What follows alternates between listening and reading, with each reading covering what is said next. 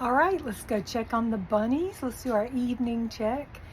We had our first day today getting 90 degrees, so a little worried about the heat here in South Carolina for the bunnies, but most concerned about them keeping water, okay?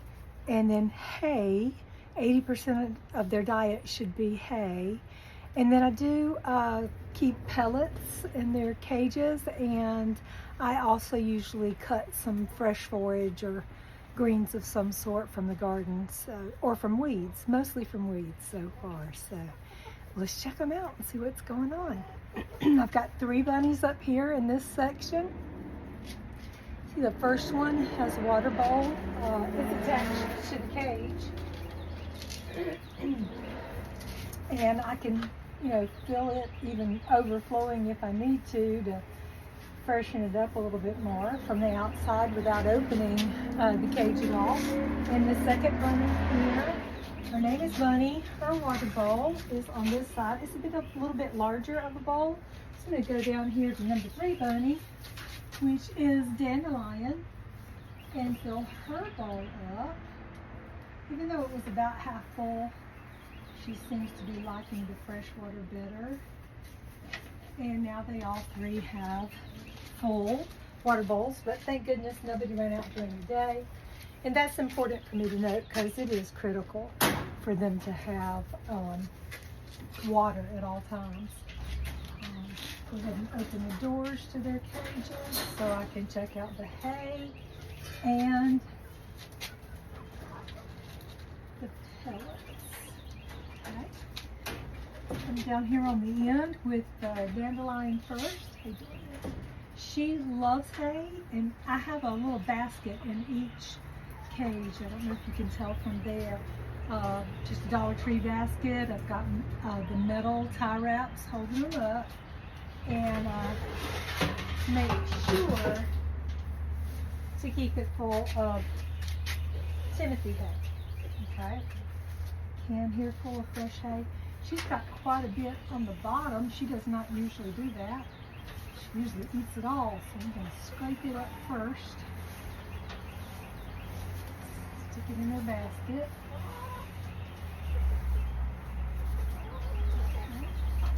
Okay. And also add fresh hay. Stuff it as full as I can for Miss Dandelion because she is a big hay eater. She also loves her fresh forage. What are you doing? Are you jumping at me today? Come here, let me pet you. Probably can't see her from this far away, but she is a solid black. Half silver fox. I'm not sure what the other half is. Somebody gave her to us. There you go. Oh no, she's not gonna let me get her today. You know you're on camera. You let you calm down a little. All right, looks like Bunny. This bunny's name is Bunny. Looks like Bunny still has plenty of hay. She is not as big of a hay eater as Dandelion is. She does like fresh greens. When they don't eat all of them, I get them back out of the cage. And then, of course, this is Miss Macy here on the end. She still has quite a bit of hay left, but I'm going to stuff her basket as well. So that is important. So number 1 is water. Number 2 is the hay. And number 3 is pellets, okay? So I do have J-clip feeders on the outside of Macy and Dandelion's cages. They are not big pellet eaters, so I probably could have gone without even adding any to them because they had quite a bit left, but just for demonstration purposes. And then Bunny, she eats more pellets than hay, so I will for now go ahead. Her J feeder is on the inside of her cage just because this cage was not already cut for the J feeder to fit on the outside of the cage. So that's it for these 3: water, hay, in pellets. I am going to go get them some fresh greens, probably Jerusalem artichoke greens. They love those. Yesterday I tried something else. What was it? I think it was, what was it? Bitter something. I'll have to think about that and let you know in a minute. But I'm going to close their cages up just so they don't accidentally escape on me as I go to get them some Jerusalem artichokes. I'll take you with me. Jerusalem artichokes are very hardy in our area, and I started my Jerusalem artichokes by seed in a sowing jug two springs ago, okay? And they didn't do very well. They were few, but they were tiny. And so I ended up planting them over in my kitchen garden in a little area I refer to as my hospital bed, because I kind of start things there that don't look like they're thriving, and then determine where I'm going to put them in my garden. I never moved them because they never really looked very good. And then 2 summers ago, I had one Jerusalem artichoke pop up in one of my beds on this side of the house, where I had only moved soil and rabbit poop from the hospital bed area over here to get my in-ground beds started. One Jerusalem artichoke, one came with the soil / bunny poop, whatever, and sprouted in the middle. So you see I've got 1, 2, 3 cattle panel arches up there over raised beds, and in the middle one here, the one Jerusalem artichoke popped up. Then it began to spread everywhere. So I guess it spreads readily by seed. So for example, last summer there was one Jerusalem artichoke popped up in this area at the beginning of the season. And this year, all of this that you see is Jerusalem artichoke from the one that was here last year. Now, normally I would probably pull them up and move them to another location, but I'm not going to do that because I found out that they're a great forage for rabbits. So I've been cutting the tops off and taking them to the rabbits as fresh forage. So I'm going to sit you here and show you what I do to cut that. So as you can see, all I do is pull back and cut. These are pretty large. I'm not going to pull them up because I'm going to let them continue. See if once I cut them off, do they reproduce again? I'm not totally sure. So I'm going to find that out. And I'm not going to get terribly a lot of them, because it says when you first start feeding forage to your bunnies, and this is probably only about my 2nd week trying to give them forage, to give them no more than the size of their head. So I have a total of 4 bunnies, maybe 2 branches each. 1, 2, 3, 4, 5, 6. Let me get 2 more for the male bunny that I don't think you've seen yet. But I'll show you him when we go back to give them their fresh forage, because they get excited about that. They love these. Alright, so here we have it. And we'll go back and take them some fresh forage. And I have several other places where single Jerusalem artichokes popped up last year, and this year there are literally hundreds of them. So I'm excited about having that forage for the bunnies, since it's supposed to be so good for them. Excuse the westward falling sunset here. Comes in a little bit from this direction. Basically, this is at the basement level of my home. It has a walkout basement on the back, on the north side of the house. And I'm here so that the bunnies can have the coolest possible location for my property. I believe it's like 89 degrees outside right now, but back here it's about 82, 84, something like that. And it is 7 o'clock, so the sun is going down in the west. All right, got some forage here for Macy. No, Dandelion. Called her the wrong name. Sorry. Hey, darling. And she is usually, look, here she comes. She knows that I have green leaves, and she loves them. Yeah. You want your Jerusalem artichokes? Let me put that in there. She is eating away. I'll give her probably at least 3. And again, she loves it. And go ahead and give the others some.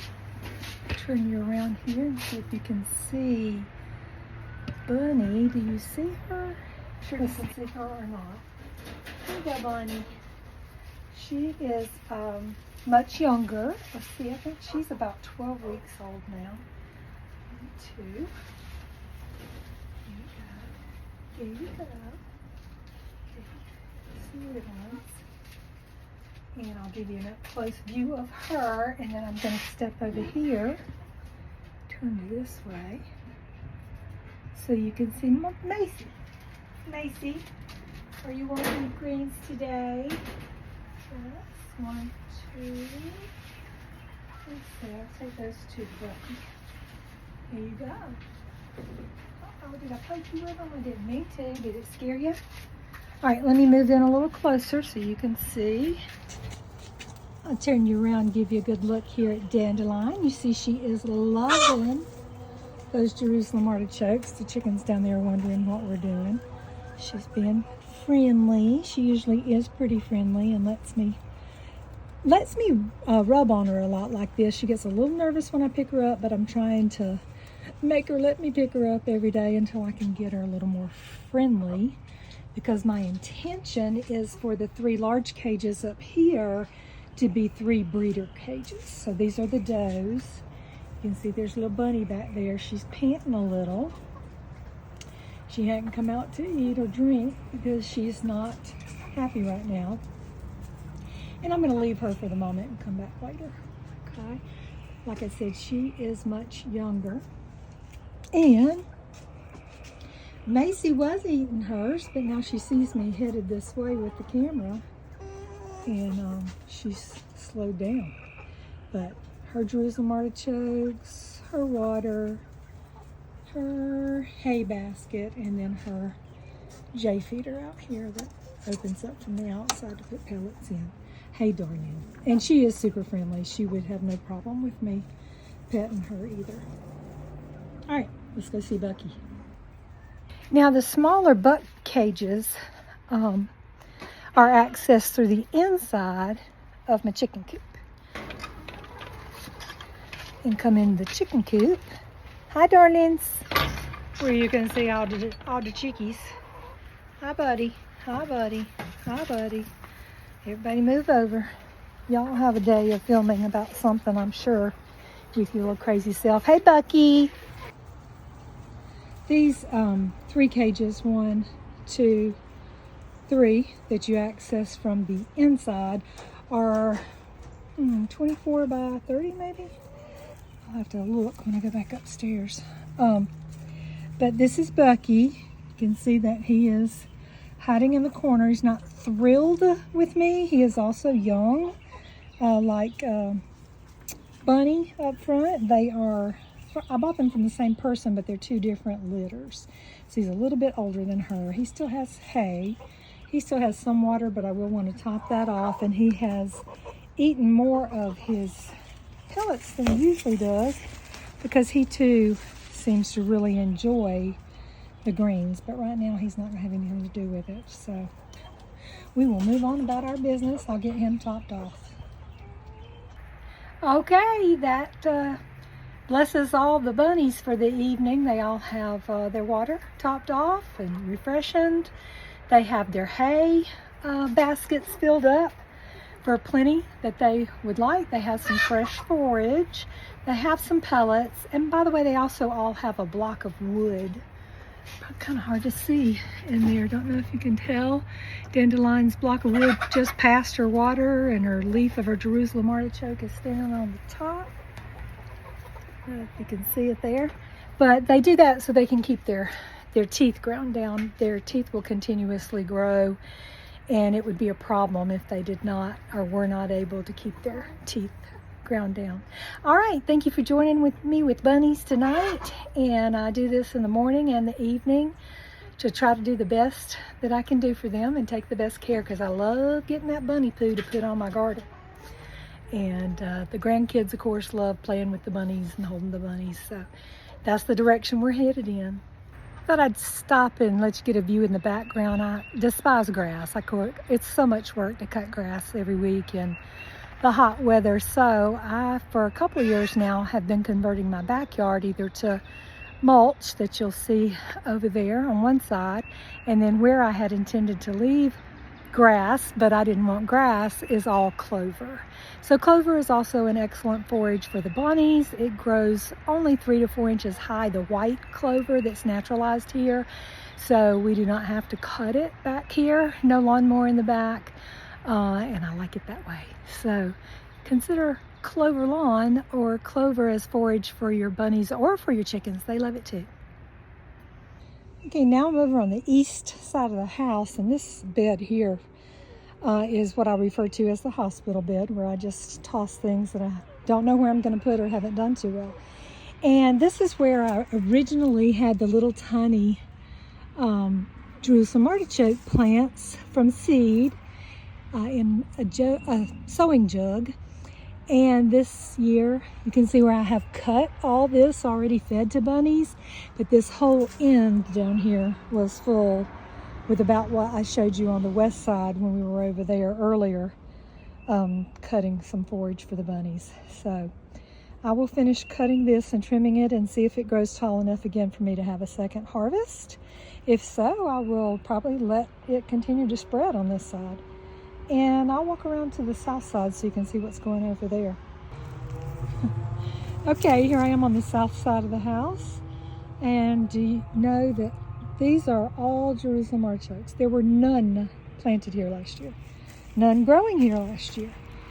You see the dead sticks right here on the other side of the fence. Okay. There was 1, 2, 3, 4 or 5 Jerusalem artichokes off of one that must have blown over here over the winter. So last summer I let it go and it got big and beautiful. I'll show you some pictures of that. And this year, even on this side of the fence, this is all Jerusalem artichokes. So I have plenty to harvest. I also wouldn't even mind sharing if somebody really wants to get into them, because I'm obviously going to be getting all these out of here, feeding them to the bunnies and eventually pulling them up by the root, because between this cattle panel and the fence is my raspberry trellis, and so I don't want these choking out my raspberries. So I will be pulling these up, and you're welcome to have some if you'd like to come by. Here is another spot on the south side that's in a heavily mulched area. I live on a highway, so it's up here by the highway.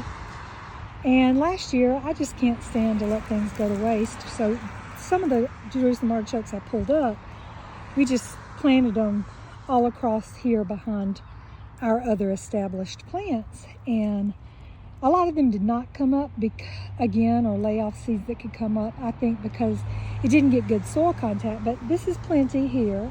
And there are a few still across here. Probably couldn't tell unless I got closer. But nonetheless, they are prolific. So I mean it when I say, if any of you would like some free Jerusalem artichokes, please stop by. Stop by, leave me a comment on here. I will message you back, and we'll work out a time when you can come and get you some. They, again, make excellent fodder. I've read about for all types of animals. A lot of farmers, I understand, plant them in their fields for their livestock. But I'd be more than happy to share. I have not explained to you, but I will explain that the Jerusalem artichoke is our native Indian potato here. So there are roots and bulbs on the bottom side. It is basically a sunflower. It is absolutely beautiful toward the end of the season, and I'll see if I can have a picture or two to put in here for that. But I wanted to show you this as I'm headed back into the house. I use strawberries as a ground cover here for erosion control. And this is a little hill that goes down to our parking area and up to our little orchard area. But nonetheless, it is also an excellent fodder. So I understand it's good for the rabbits, and probably after rains when it's a little more tender in the soil, because our soil is so difficult to deal with, I'll be pulling up strawberries as well to feed to the bunnies. So likewise, if anybody wants any strawberry plants, come on by. Happy to share. Bye-bye. Yes. Thank you again for joining me tonight, going through the bunnies and walking through the garden just a little bit, and I'd love to talk to you. I am way far behind in my gardening. That's why I haven't done a May gardening tour, because for the first 4 months of this year, I've had 5 surgeries. Not horrendous surgeries, but still, I believe 3 of them were outpatient surgeries, and 2 were overnighters. So in any event, I am on the mend now, feeling much better, trying to get out and do something, but I did not start anything by seed. God is good, and He continues to bless me with all these beautiful plants that come back every year on their own, multiply on their own, and I love Him for that, because it's starting to look like we're not going to be able to afford anything in the grocery store. So nonetheless, y'all have a blessed week. Love to you all. Bye-bye.